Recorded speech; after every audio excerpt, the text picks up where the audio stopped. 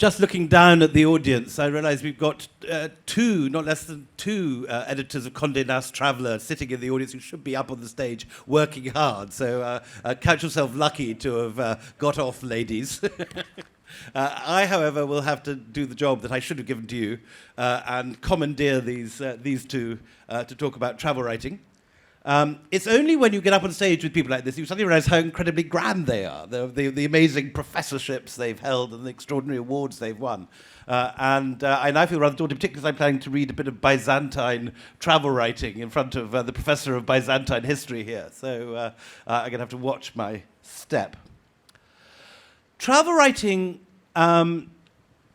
is always slightly the Aunt Sally of the literature world, and it's sometimes regarded as a poor relation of the novel.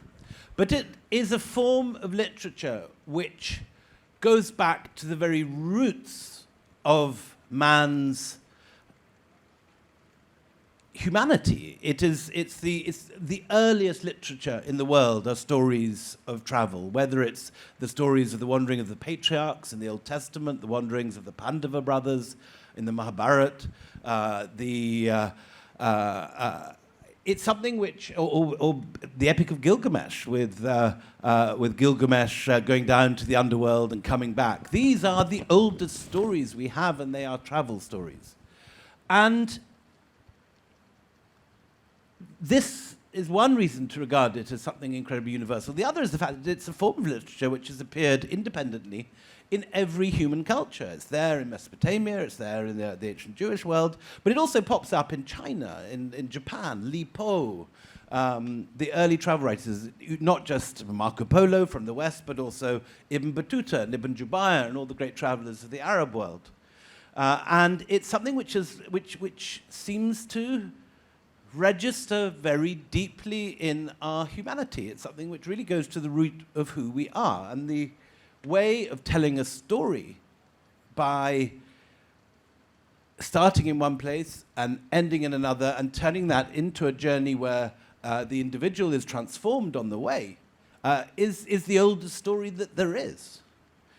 But there's also another kind of travel book which we're going to start with Andre, which is the sort of travel book which stays in one place and doesn't move. And some of the greatest works of travel literature have not been books of people heading off and walking 16,000 miles across the globe, but people sitting in one city or one place in the countryside, one village, and writing eloquently and elegiacally often about the history and traveling often through time and downwards through, if you like, the archaeological layers of a place. All three of us are going to read passages. We actually have an hour, which is longer than we thought. So Peter and I are going to read twice. Andre's got one spectacular reading on Alexandria, which we're going to open with. And then we'll have a little chit-chat about what travel writing is today, whether it still has any meaning and relevance in the age of Google Maps and the internet, and when everyone travels, and travel is no longer the preserve of a privileged few who are reporting back from the front lines, but something that everyone does. Is there any point to the genre anymore? And then we'll open it to questions of you lot, and that'll take us nicely up to lunch. So, Andre, do you want to open? All right. Willie, you said something that made me change my mind. You said that I don't travel. Are you leaving the panel? No. No, I have to start with an apology. Because I stay put. I don't travel. Okay, but I do travel all the time. And it's totally intimidating for me to speak in front of my travel editor from Condé Nast Traveller, who's been my editor for, 25 years now? Yes. Okay. So it's very intimidating, and I have to start with. Both of us have had many exciting and pleasurable trips, both from Divya and. Yes.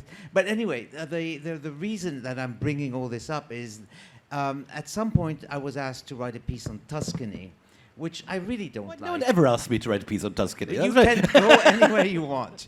But I just didn't want to go to Tuscany. So I came up with a wonderful ruse. I wrote the whole piece in my office in the Upper West Side. And I told this, and my big mistake was to tell Clara, you know, I wrote the piece, it's already written. And she said to me, no, Andre, you have to go there. So eventually I had to do No one has ever argued against a trip to Tuscany. This is outrageous. Anyway. Well, anyway, I didn't want to go to Tuscany because I don't like Tuscany. So anyway, but all this is an introduction to somebody who basically travels all the time and isn't quite convinced that he likes traveling. So here I begin with my piece. I was born in Alexandria, Egypt, but I am not Egyptian. I was born into a Turkish family, but I'm not Turkish. I was sent to British schools in Egypt, but I am not British. My family became Italian citizens, and I learned to speak Italian, but my mother tongue is French. For years as a child, I was under the misguided notion that I was French and, like everyone else I knew in Egypt, would soon be moving back to France. Back to France was already a paradox, since virtually no one in my immediate family was French or had ever been in France. But France, and Paris especially, was my soul home, my imaginary home, and will remain so all my life, even if, after 3 days in France, I cannot wait to get out. Not a single ounce of me is French. I am an unreal Jew also, in the sense that I am an imaginary European many times over. I spent the first 14 years of my life in Egypt dreaming and fantasizing about living in Europe. I belonged in Europe. Egypt, as far as I was concerned, was simply an error that needed to be redressed. I had no love for Egypt and couldn't wait to leave. It had no love for me, and indeed it did ask me to leave at some point. The beauty of Alexandria, of the Mediterranean, of being in a place that history had labored centuries to set in place, meant nothing to me. Even the beach couldn't seduce me. If on a November day the totally deserted beaches of Alexandria seemed to belong to me and to no one else on the planet, and if the sea on those magnificently limpid mornings wasn't capable of raising a single ripple, then all I needed to do to seize the magic of the moment was one illusion, that the beach was not in Egypt, but in Europe, and preferably in Greece. Indeed, whenever I saw a beautiful Greek or Roman statue in Egypt, I would automatically think of Greece, not of a Greek statue in Egypt. A Greek statue in Egypt was simply waiting to be taken back to its rightful place in Athens, even if the rightful place for a Hellenistic statue was in fact not Athens, but Alexandria. A beautiful Mediterranean mansion on the Pacific Ocean is basically asking me to imagine it is, and by extension that I am, in Italy, not in Beverly Hills. If a beach in Egypt reminded me of pictures I had seen of Capri, or if a narrow cobble lane made me think of towns in Provence, the impulse was not to enjoy either spot for what it was, a beautiful place, but as a simulacrum, desperately yearning to be repatriated, that is, brought back to Europe.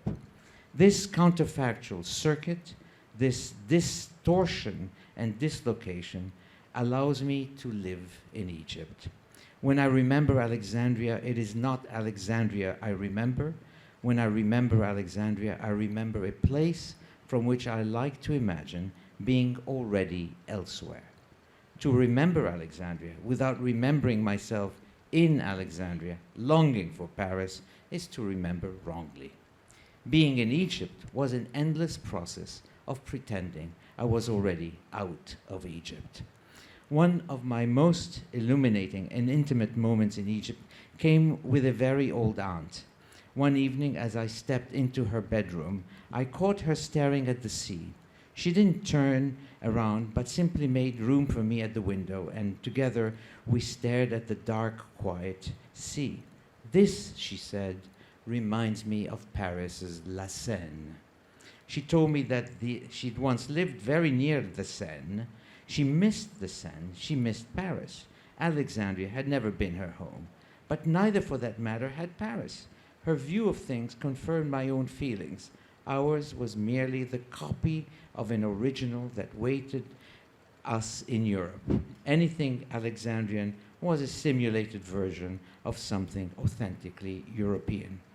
By a curious distortion, however, no sooner had I liked our Alexandrian beach with the Seine than I immediately learned to be a bit more forgiving of our beaches in Egypt, and ultimately, perhaps, to allow myself to nurse some love for Alexandria because it refracted something irreducibly European. Like my aunt, I needed this detour to an imaginary Seine and back to a derealized Alexandria to begin to see what stood before my very eyes.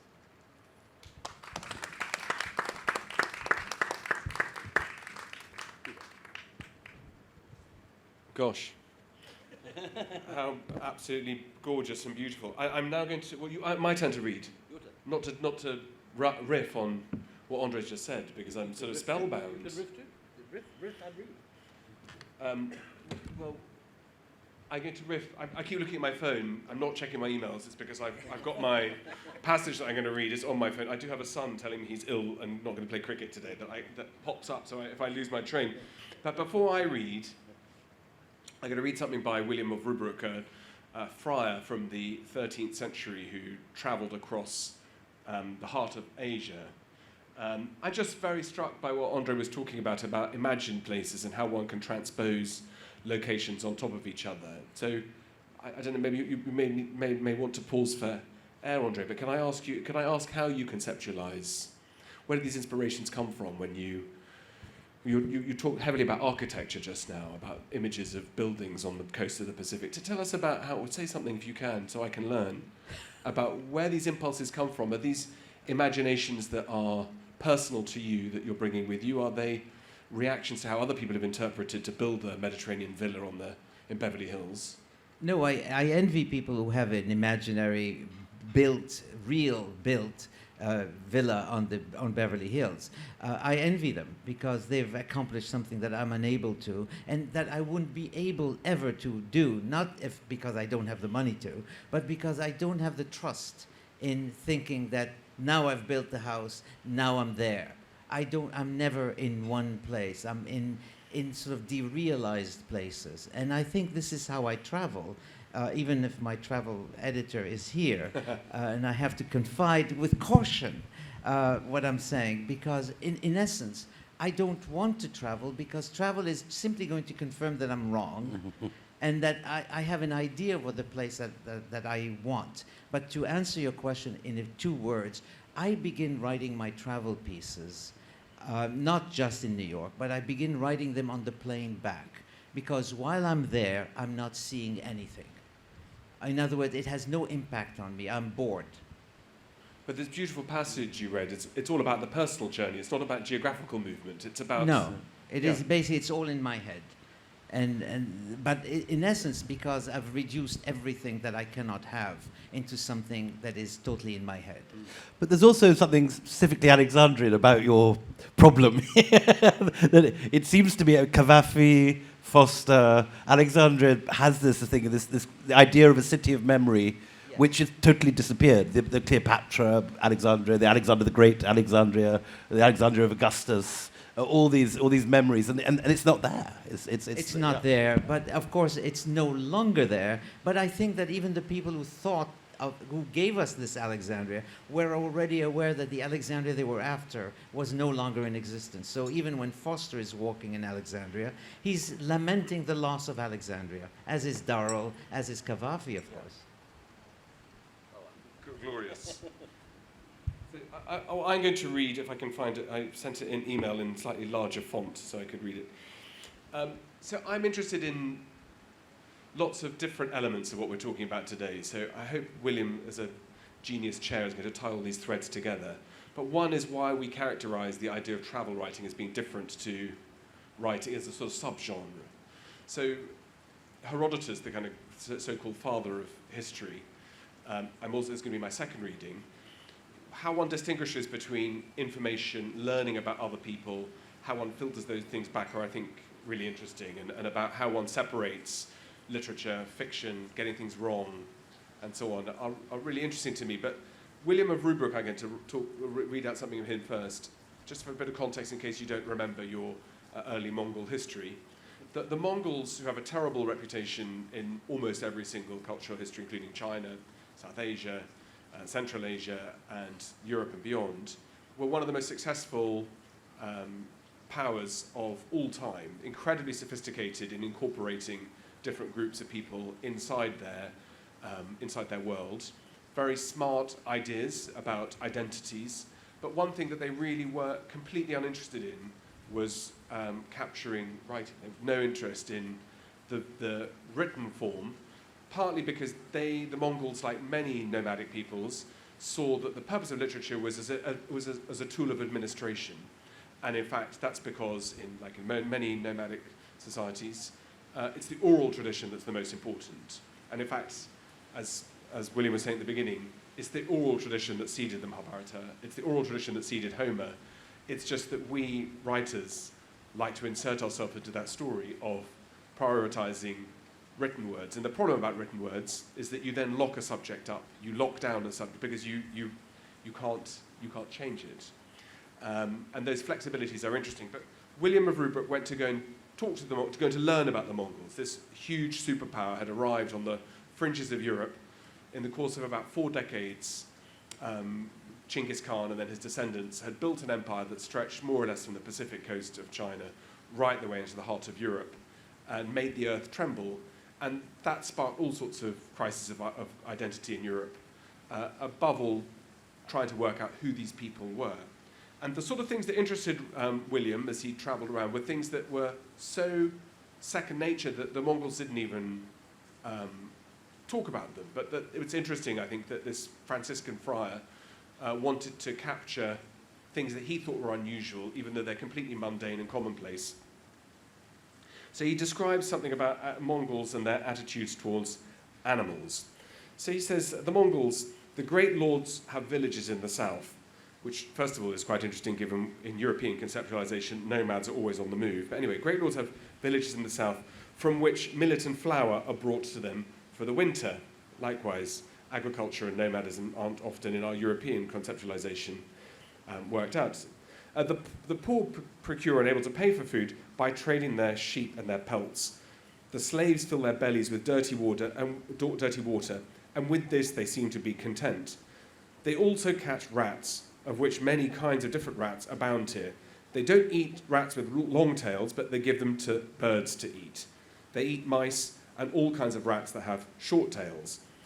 There are also many marmots, which are called sogur, which congregate in one hole in the winter, with 20 or 30 of them sleeping together for 6 months, and these they catch in great numbers.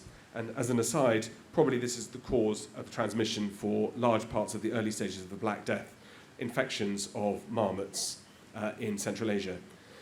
The Mongol peoples also have hawks and peregrine falcons in great numbers, which they always carry on their right hand. They put a little thong around the hawk's neck, which hangs down to the middle of the breast, by which, when they cast it at its prey, they pull down with the left hand the head and the breast of the hawk so that it's not struck by the wind and carried upwards.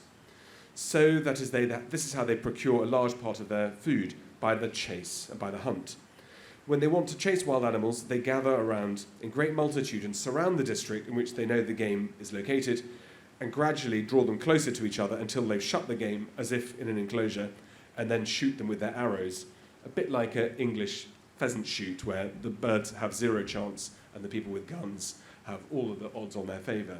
So I think what's interesting is about the projection of the other. This is completely unusual, this world described by William of Rubruk, but completely standard to the Mongols he's describing. This dissonance between what is interesting for one newcomer about observing other people's ways of life, a bit like modern anthropology, or if there's such a thing anyway, of looking at the other and defining by contrast to yourself.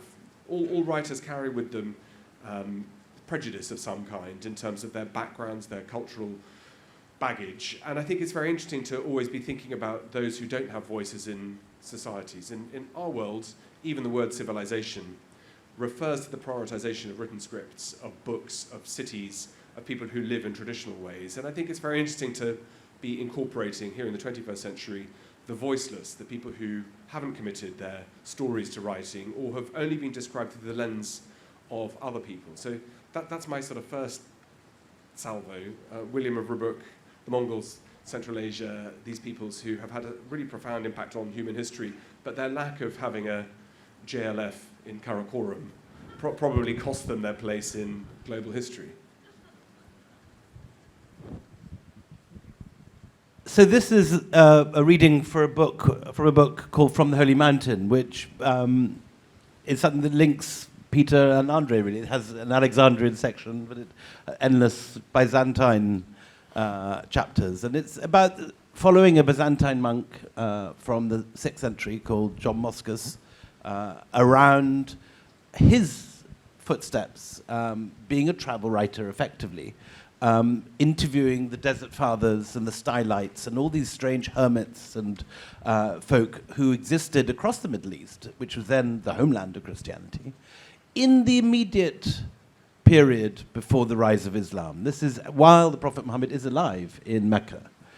These two monks are wandering around recording this impression of a world which is about to, in part, disappear. And The Spiritual Meadow, which is the book that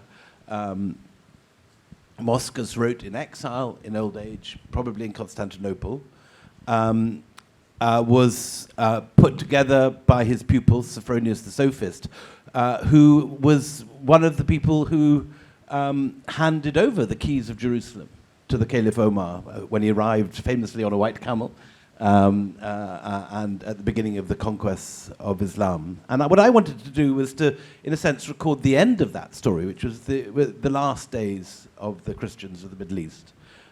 When Andre was born, Egypt and the Levantine coast was full of Christian minorities of various warring complexions, all of whom had their own dates for Easter, and all of whom had their own churches, and often at war with each other.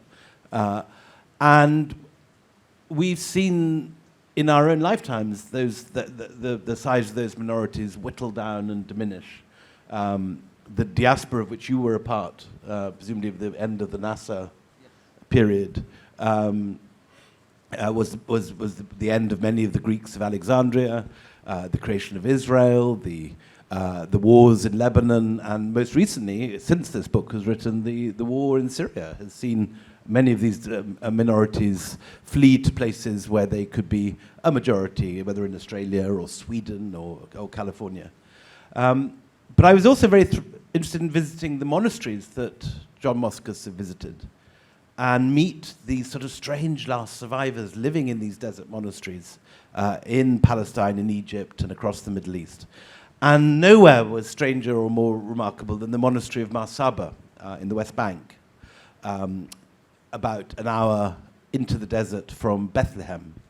And it was filled with Greeks with Greek passports, who were living mentally in the world of the Desert Fathers, seeing miracles, are very much aware of the spirits of their forebears wandering the same corridors, and all slightly sort of crazed in a very interesting and fascinating way, and none more so than the guest master, Father Theophanes.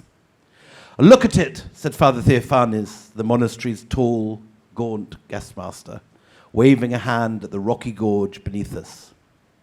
"There it is, the valley of doom, the valley of dreadful judgment.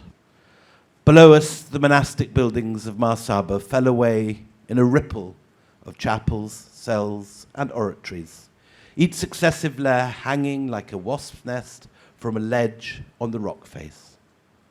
Opposite, the top of a cliff wall had turned an almost unnatural shade of red in the light of the evening. The rock was pitted with caves, each formerly the cell of a Byzantine monk. All were now deserted." "It's very beautiful," I said.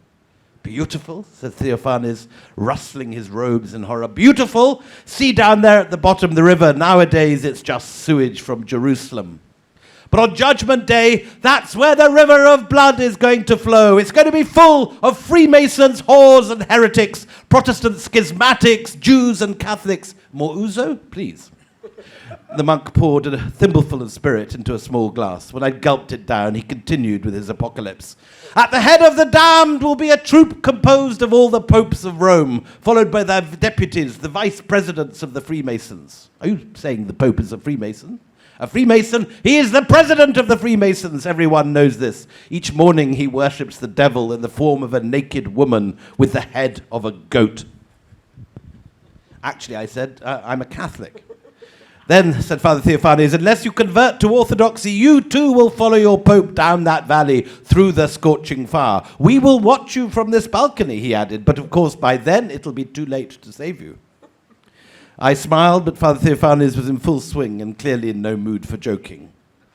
No one can know what that day will be like, he shook his head gravely. But some of our Orthodox fathers have had visions. Fire! Fire that will never end! Terrible, terrible fire will come from the throne of Christ, just like in the icons. The saints, those who are to be saved, in other words, the Orthodox Church, will fly through the air to meet Christ, but sinners and all non-Orthodox will be separated from the elect. The damned will be pushed and prodded by devils through the fire, down the valley of Josaphat, past here, exactly the route those Israeli hikers took last afternoon, down, down to the mouth of hell. Is that nearby? I said. Certainly, said Father Theophanes, stroking his beard. The mouth of hell will open up near the Dead Sea. That's in the Bible? Of course, he said. Everything I'm telling you is true. Anyway, this went on for 10 days. Not tempted to convert? And only at the end, on the last day, did I actually sort of finally pluck up the courage to ask Theophanes. Father Theophanes said, I don't understand why you're so worried about the Freemasons. And he said, why? Why? Because they are the legions of the Antichrist, the stormtroopers of the whore of Babylon. But I thought, these days Freemasons just held coffee mornings and whist evenings and that sort of thing. Whist evenings? Said Theophanes, pronouncing the word as if it was some sort of satanic ritual, probably this whist drive also. But their main worship, their main activity is to worship the devil. There are many steps, he said, nodding knowingly, but the final step is to meet with the devil and have homosexual relations with him. After this, he makes you Pope, or sometimes President of the United States. President of the United States, I said. Certainly, said Theophanes, this has been proved. All the presidents of the United States have been Freemasons, except Kennedy, and you know what happened to him.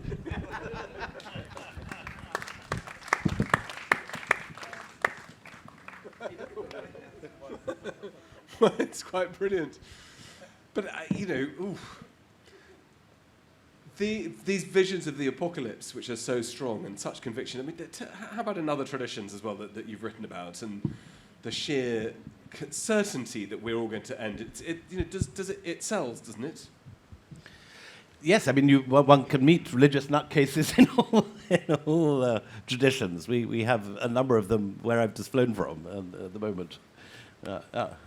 But I'm very interested in the kind of this orthodox certainty about how the world. I've just been in New York talking about Greece over the ages, and in fact, one of the things that I've been looking at in the last few months is the importance of the use of orthodoxy specifically in contemporary Russia and its war with Ukraine, where the Ukrainians are depicted as being schismatic, deviants, that they are sort of Russians who've gone rogue. But how does that fit in with the kind of the certainty? Is this all about power? And the abbot in Marsaba is all about how he has to have an agenda that locks people into place. What's actually going on with this sort of? I know we're supposed to be talking about travel, by the way, but how do writers and trap in these ideas that you are convinced that you understand the past and that no one else really understands it properly? I think it's very interesting what you're saying about the Orthodox schism, because there's, as you know, so much of Byzantine history seems to have been the Orthodox fighting with each other, and you could argue that the entire Islamic conquest of the Middle East was possible because the Byzantines persecuted those with minute theological differences about the status of the Mother of God or the exact nature of the incarnation, and these tiny little theological details that seem to us completely obscure, ran into the streets of Constantinople in mass riots and terrible exiles and tortures, and then Nestorius being sent off into the cargo oasis to die, and patriarchs in exile. So there's a long history of this that has hugely affected the shape of the modern world. Well, I mean, that's some of the first waves of Arab conquest were interpreted by writers as being a version of Christianity. And in fact, one of the reasons why Islam was so successful in the first 30, 40 years before a series of revolutions and transformations was that it was very, very simple, which is, that the Shahada is very simple, which is there's one God and it's Allah. There's no worry about the arcane ideas about exactly what kind of bread needs to be used, what's the procession and the relationship between Jesus Christ and God, and so on. So that simplification, but I just wonder whether this very dramatic priest that you've read out, incredibly vivid, I mean, beautifully written, of course, goes without saying, but whether, in fact, that is something more profound about how we are trying to create the other and to claim jurisdiction that other people's views are not to be permitted, because it's a very intolerant position. And this, I think, is one of the central heart of travel writing. How do you depict people outside your own culture? It is the urge to describe people who are different from you. When you go on a journey and you encounter people of different customs and different things, lies at the heart of this entire genre. And as I say, it exists in every culture. That always appeals to me. I mean, the novel, in a sense, is now regarded in a sense as the apex of literature. To be a serious writer, you need to be a novelist. And yet the novel is a very modern invention. In many ways, you can argue that it's just an 18th century European invention that spread to the rest of the world. But the travel book is something which is found in every culture and every age. So let me push you on that one, because stop me when I go into tutorial mode and kill the audience with boredom. We focus on these exceptions. Ibn Battuta is not reflective of Arabic travel writing, nor Ibn Fadlan, who travels up into the north. They're very unusual. The reason we like reading about them is because they speak to our kind of colonial project. In the case of Ibn Fadlan, he describes funeral orgies with with Vikings, right, and also. And it may well be, like Andre, that Ibn Fadlan never left his desk, right? I mean, we have lots of different ideas on this particular case. Right? Be careful, editors of Condé Nast Traveller, not to employ Ibn Fadlan for your future projects. But I wonder whether travel writing is sort of how that links to particularly European colonialism. I mean, actually, the number of writers from China who go and write about the world outside are very, very small in number. They're disproportionately represented in the literature because we pick up on Sima Chan or Fashian or some of the things. Wanzang. That's right, but they are statistically small in number. They're not particularly well known in their own countries. Is the idea about the other and to really actually telling us about how Europeans engage with the world, and a particular kind of European who's not necessarily interested in ideas, but is particularly interested in some of the things you've written about in your other books about colonialism. Or Andre, yeah. No, but just to go... Oh, sorry. Sorry about that. No, just to go back to what you were reading, there's a very strong comedic effect there. And the presence of comedy, I mean, he's making fun of this father, isn't he? But he's quoting him with kind of abandon because he's having a great time. This is him. And no, but you were quoting him, weren't you? Yeah. Yes. And your reading itself was filled with energy and bombast. Okay, but you were doing it very well. But to go back to what you were saying about colonialism, there is, in other words, if you're making fun of the guy as you're quoting him, you're actually invalidating everything he's saying. And I think that this is one way to travel. It's by meeting people that you don't really respect, but you're going to have a great time quoting them in their madness. Or there's the opposite. This is obviously an extreme example. Yes, but it works. But then you have the opposite effect, which is you're traveling and you find somebody who's totally illuminating and totally wonderful, but he's not going to be that entertaining. So it's like running into Dostoevsky and finding that he's absolutely fabulous, but you can't take him seriously. Well, fun enough, that segues very well into the second reading. Hi. So this is a little extract from. Do you have a second reading to... On my phone, yeah. Shall I do this one? Because it just is directly what you said, like running into Dostoevsky. So this is a journey I took a few years before that to see Ahmed Ali, who's the great novelist of Delhi, but who is now, he's dead now, but when I met him, is in exile in Karachi and a victim of partition. He couldn't go back home. He was, and he told me his story. His book, Twilight in Delhi, remains the greatest novel of Delhi. Ahmed Ali was there to meet us. He wore severe black-rimmed glasses, above which sprouted a pair of thin grey eyebrows. He slurred his consonants and had the slightly limp wrist and effete manner of one who modelled himself on a Bloomsbury original. His hair was the colour of wood ash. For a man once seen as a champion of Delhi's culture, a bulwark of Eastern civilization against the seepage of Western influence, Ahmed Ali now cut an unexpectedly English figure. With his clipped accent and tweed jacket and old leather elbow patches, he could have passed off successfully as a clubland character from a Noel Coward play. But despite his comfortable, well-to-do appearance, Ahmed Ali was an angry man. Over the hours I spent with him, he spluttered and spat like a well-warmed frying pan. The first occasion was when I inadvertently mentioned he was now a citizen of Pakistan. Poppycock, balderdash, he said. I was always against Jinnah. Never had any interest in Pakistan. Steady on, said his friend Shanul Haq. The devil, said Ali. Pakistan's not a country, never was. It's a damned hodgepodge. It's not your country or my country. He was shouting at Shanul Haq now. It's a country of a damn bunch of feudal lords, robbers, bloody murderers, kidnappers. The outburst spluttered out into silence. But I ventured, didn't you opt for Pakistan? Surely you could have stayed had you wanted to. There was another explosion. I opted for Pakistan, I did not. I was the visiting professor in Nanking when the blasted partition took place. The bloody swine of Hindus wouldn't let me go back home, so what do you mean? I went and saw the Indian ambassador in Peking. Bloody swine said I couldn't return. Said it was a question of Hindu against Muslim and there was nothing he could do. I was caught in China and had nowhere to go. Careful, said Shanul Haq, seeing the state his friend had worked himself up into. So how did you end up in Karachi, I asked. When my salary in Nanking was stopped, I found my way to friends in Hong Kong. They put me on an amphibious plane to Karachi. Where else could I have gone if I could not go back to Delhi? Ali had now ceased to quiver with rage and was now merely very cross. I never opted for Pakistan, he said, gradually regaining his poise. The civilization I belonged to, the civilization of Delhi, came into being through the mingling of two different cultures, Hindu and Muslim. That civilization flourished for 1,000 years undisturbed until certain people came along and denied that that great mingling had taken place. Views like that can hardly have made you popular here, I said. They never accepted me in Pakistan, damn it. I've been weeded out. They don't publish my books, they have deleted my name.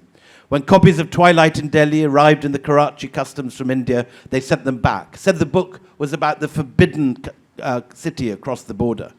They implied that the culture was foreign and subversive. Ah. In that case, I said, couldn't you go back to Delhi? Couldn't you reapply for Indian citizenship? Now no country is my country, said Ali. Delhi is dead. The city that was, the languages, the culture, everything I knew is finished. It's true, said Shanul Haq. I went back 13 years after partition. Already everything was very different. I stayed in a new hotel, the Ambassador, which I only later realized had been built on top of a graveyard where several of my friends were buried. In my mahalla, everyone used to know me, but suddenly I was a stranger. My Haveli was split into 10 parts and occupied by Punjabis. My wife's house had become a temple. Delhi was no longer the abode of the Delhi Walla. Even the walls had changed. Even the walls had changed. It was very depressing. Before partition, Delhi was a unique city, said Ali. Although it was already very poor, still it preserved its high culture. That culture filtered down even to the streets. Everyone was part of it. Even the milkman could quote Mir and Dag. The prostitutes would sing Persian songs and recite Hafiz. They may not have been able to read or write, but they could remember the poets. And the language, said Shanul Haq. You cannot conceive how chaste Delhi Urdu was. And how rich, said Ali. Every mahalla had its own expressions. The language used by our ladies was quite distinct from that used by the men. Now the language has shrunk, so many words are lost. We talked for an hour about the Delhi of their childhood and youth. We talked of the eunuchs and the Sufis and the pigeons and the poets, of the monsoon picnics in Meroli and the jinn who fell in love with Ahmed Ali's aunt. We talked of the sweetmeat shops which stayed open until 3 a.m, the sorcerers who could cast spells over a whole mahalla, the possessed women who used to run up vertically up the Zanana walls, and the miraculous cures effected by Hakim Ajmal Khan. The two old men swam together in great oceans of nostalgia before finally coming ashore on a strand of melancholy. But all of that is no more, said Ali. All that made Delhi special has been uprooted and dispersed. Now it is a carcass without a soul, said Shah-ul-Haq. I am a fossil, said Ali. And Shah-ul-Haq is on his way to becoming a fossil. But nevertheless, I insisted, if you both love Delhi so much, wouldn't you love to see it one more time? I will never see the town again, said Ali. Once I was invited to give some lectures in Australia. There was a mechanical fault and the plane was diverted to Delhi. The plane landed, but I refused to get out. I said, I'm not getting out. I don't have to. You call your damn chairman. I'm not putting my foot on that soil, which was sacred to me and now has been desecrated. They got the entire staff of the airport there to get me out, but I didn't move. How could I? How could I revisit that which once was mine and now was no longer mine? When they asked why I was behaving as I was, I simply sat in my seat and quoted Mir Taki Mir at them. What matters it, O breeze, if now has come the spring, when I have lost them both, the garden and my nest. What happened, I asked. The swine were all Punjabis, said Ali. Tell you the truth, I don't think they understood a bloody word I said.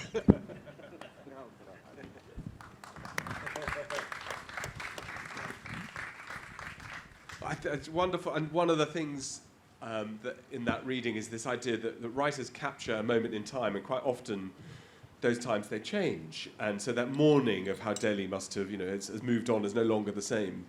I'm going to read a couple of passages that maybe tell us something the opposite. So from Herodotus, writing more than 2,500 years ago, that will appeal to anybody who has travelled anywhere in the Middle East, the Near East, whatever, whichever one, and Alexandria will be the same.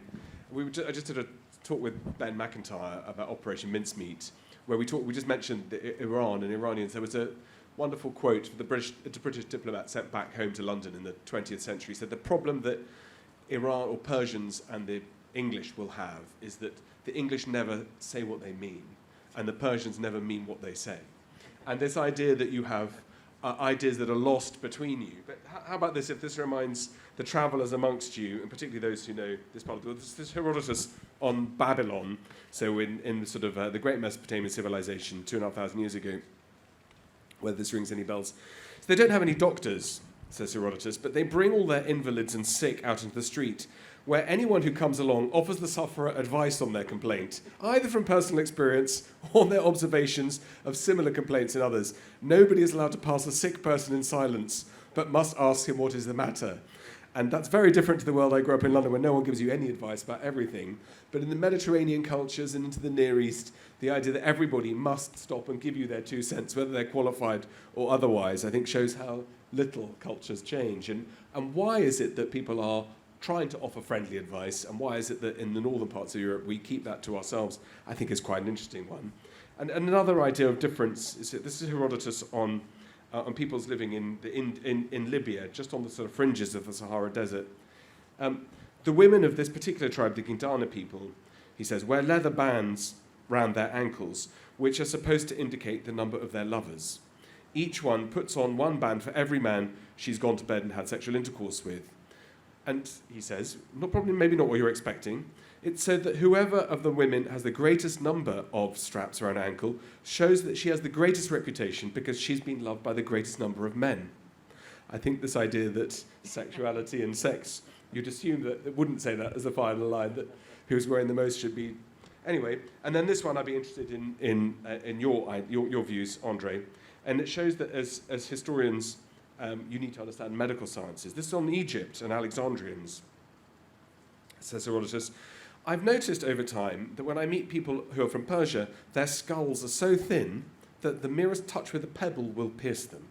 But those of the Egyptians, and particularly from Alexandria on the other hand, are so tough that it's barely possible to break them with a blow from a stone. I was told on very reliable and credible authority that the reasons was that Egyptians shave their heads from childhood so that the bone of the skull is hardened by the action of the sun. This is also why they hardly ever go bald, baldness being rare in Egypt rather than anywhere else in the world. And it's very easy, I think, to think, well, this is all fake news, people are misled by everything. But then, not being a medically trained physician, I haven't really ever thought about what the sun does to one's head. Are the thickness of the skulls impacted by vitamin D deficiencies and otherwise? And how important is it when you read travel writers and you read comments that you think, or histories, things that you think sound absurd? What gives you the qualification to dismiss them and say this is not right? Are levels of baldness in Egypt greater than other parts of the world or not? I mean, am I just being foolish to assume that this is all wrong? Andre, you'll be able to tell us creditably. No, I'm going to give you another example of all the theories. You know, when my wife was walking and she was pregnant, people would take all kinds of guesses. Oh, you're going to have a boy. Or you're going to have, you must have twins because you're way too fat. And basically every culture that you ran into in New York especially has a theory of how to detect the sex of the child you're going to have and whether you're going to have two or one of them. It's basically, of course it's palaver, it's nothing. But at the same time, for a travel writer, it's a fountain of information that is sort of, you cannot make it up. It is just too beautiful. And if you that's again takes me back to my theory. If you are making fun of it, even as you quote it and you're enjoying it, you obviously are superior to them. And if you're taking them sort of earnestly, then you're basically saying that they know more than I do, and I'm going to learn from them. But there's never a sense of any parity between you and they, So who knows, We have only 10 minutes left. Andre, tell me, just to close this before we open it to questions, what you think a travel writer can bring to the table today in an age when everyone travels, in an age when we can pick up a copy of Condé Nast Traveller or go on the internet or whatever it is. What can the travel writer bring that the academic or the journalist cannot? Well, the travel writer, and I'm going to speak about myself because that's the only one I don't trust him, but that's the only one I know. The travel writer is always seeing what is there not to be seen. In other words, he is projecting something from his subconscious onto the scene that he's looking at. Today you're no longer going to describe the Colosseum. It's of no interest. Everybody's seen pictures of it, everybody's visited, and we're tired of the Colosseum. So you have to see something in the Colosseum that speaks to you, and that you're projecting and retrieving from what you're projecting. And usually I find, and I've been lucky so far, but I may sort of fall flat on my face, is that I always write about what I think is out there, but that I cannot prove is out there. And essentially people say, oh yeah, I see the same thing you're seeing. But of course you've never said anything until I have said it. So, and I do think that we have to see what's not there to be seen. Otherwise, you're seeing what everybody's seen, and we've got sort of pictures galore to last millennia, if they're going to last. But in essence, it's to take. You remember that wonderful line by Matthew Arnold when he says, "We see things as in itself it really is."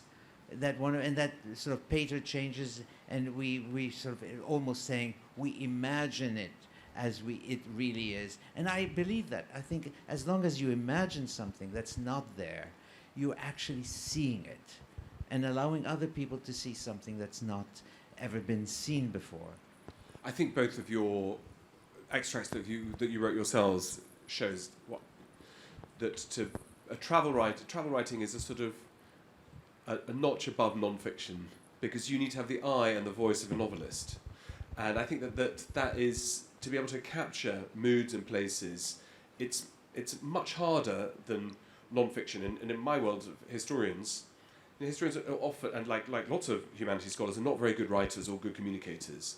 And you learn from reading other people's work. And I think amongst the reasons you've been so successful, both of you, stellar success, is because you're able to connect in ways that's not just a relaying of I've been here, I saw this, that's what the Colosseum looks like, this is the guy I met, but you're able to create a narrative around that. And I think we sort of sometimes, by relegating travel writing to saying it's about a sort of holiday, or it's about journey and experience, it sort of undervalues what it is that all humanities is about, which is learning about other people and trying to explain your experiences along with what you see, and try to represent what other people are saying back to you in a way that is able to open up and join up this wonderful world that we live in. So I think it's a sort of, we underplay and undersell travel writing because a beautifully written piece is one that captures something very, very special and unique. Over to you guys. Any questions? Clara, have we got microphones in the audience, or what's the system? Sharupa has a microphone. Clara, as the person that sent 2 of the 3 members of the panel on many enjoyable trips, you definitely get the first question. Thank you.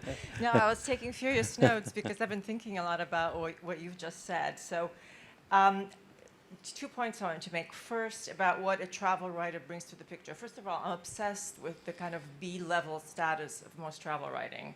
And I think there's people say, oh, you're a travel writer. And it's like, it doesn't, you're not with the greats, you're just doing travel. So I always try to fight that because I think, as you said, Willie, travel writing is some of the best literature there is, right? It all kind of started with that. So I think we have a high bar, not always met, but it exists. I think I agree with you, Peter, that it's all about the narrative, right? Do you guys agree with that? That's what it's about, observing and then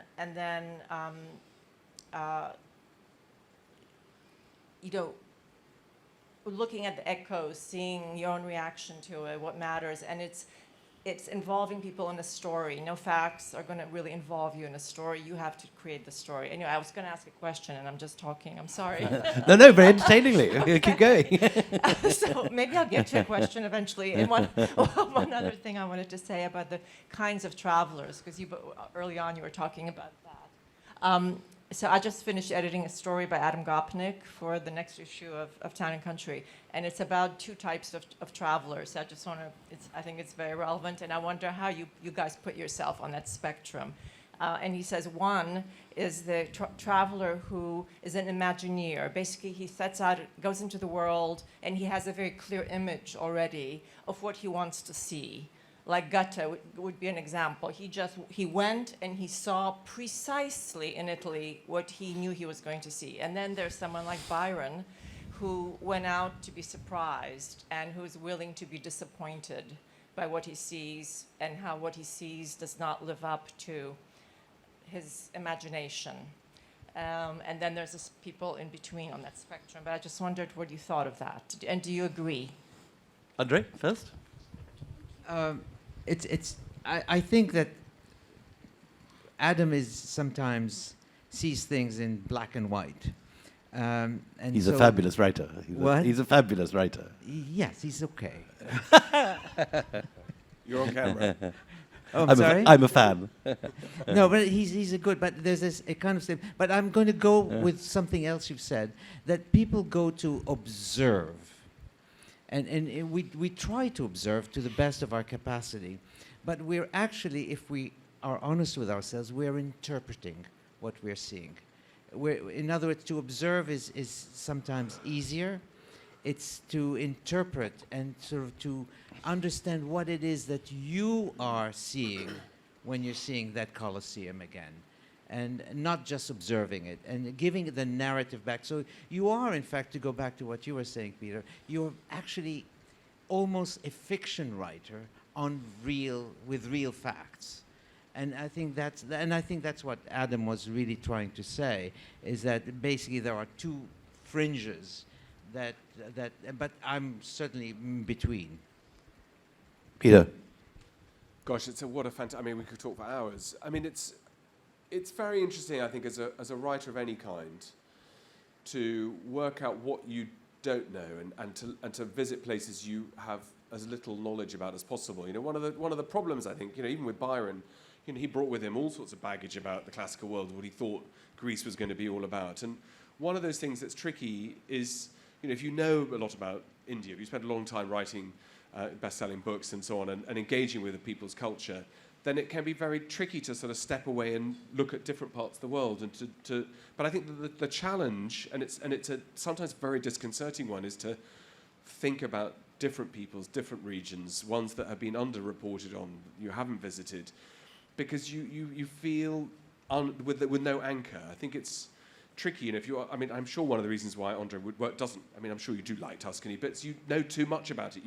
It's too familiar. It's what can you add and say that's new and fresh and exciting. And I think one of the things is how do you push yourself or get pushed into different regions, different topics, and to feel unfamiliar. And we were talking about this last night. When you're a historian and you're writing about a region or a period that you haven't really worked on before, to immerse yourself and to read in, it's really time-consuming, it's really difficult, and it feels very unsettling that what gives you a right to have a voice about something that you haven't specialised in. And so I think that sense of being slightly wrong-footed and off-balance is quite a useful thing. It's the proof comes in the pudding later, but I think forcing yourself into arenas, locations that are new, it's really hard. I've been very lucky. My wife, who's here, has done this with us, have forced us to travel into places that we haven't read about, thought about, known about, and that accumulation of knowledge while you're there in real time, trying to work out who is it you're talking to, who is the boss here, what kind of way should I say hello to people, and what do I need to know about them so that we can have mutual respect. It's part of that human journey that Andre talked about in the very beginning. It's a very, very personal one. And then to translate it into a travel writing piece and go, you now know about this, so I'm going to deprive you of the experience because you've read about my 5,000-word essay.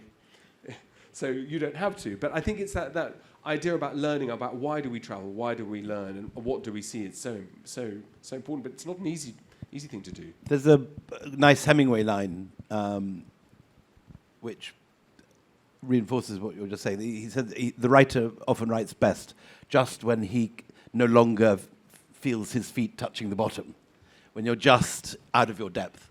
And at that point, you have to work harder. And there is something about that very much with a view to travel writing, because it's a strange thing that when you know a place very, very well, with your knowledge, you have a whole body of information that you can access, but you stop seeing things. Yeah. You cease to notice the everyday, which a traveller arriving afresh can see immediately. So someone coming to visit me in Delhi notices the rickshaws, notices the cows in the streets, notices the things that make Delhi different from London, that I no longer see. Right. It's the background. It's wallpaper. It's totally There's invisible William to me. Rookbrooke and the Mongols. Yeah. The things that look completely unusual are sort of fact of life and the way of living. Right. No, I totally agree. The other problem is that when you're writing about something that you know nothing about, you find yourself, okay, I'm going to see something totally different and I'm going to give my narrative. Then you look something up on Wikipedia and you say, oh gosh, I should say that too. And by the third or fourth time, you've now changed your whole narrative and it's become complex, and now you're confused and you're thrown off. And you have to decide which version of the many things you've read is going to be the one that you'll take. And you make a decision at that point, and that's where interpretation comes in. We've run out of time, but we are going to sign now. I think our books are available, so if anyone wants to ask a question, you have to buy a book. Ha, ha, ha. Thank you very much. Bye-bye. Thank you. Peter, thank you. Andre, fantastic.